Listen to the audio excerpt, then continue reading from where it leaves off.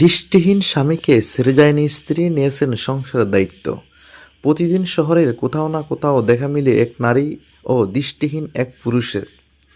পুরুষের হাত ধরে বাজারে গ্রামে ভিক্ষাবৃত্তি করছেন ওই নারী। গতকাল দুপুরে এ দুইজনের দেখা মিলে ইলিশা ঘাটে। জানা যায় দৃষ্টিহীন ব্যক্তির নাম ইব্রাহিম, তিনি ওই নারীর স্বামী। আজ থেকে ১.৫ যুগ পূর্বে পারিবারিকভাবে রাজাপুর ইউনিয়নের রামদাসপুর গ্রামের বাড়িতে তাদের বিবাহ হয়।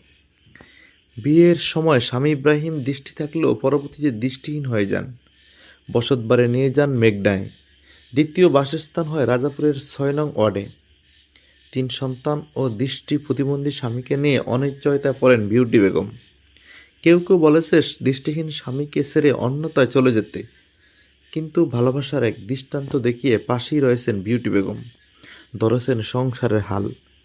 প্রতিদিন সকাল হলেই স্বামীকে নিয়ে বের হয়ে যান মানুষের দ্বারে দ্বারে।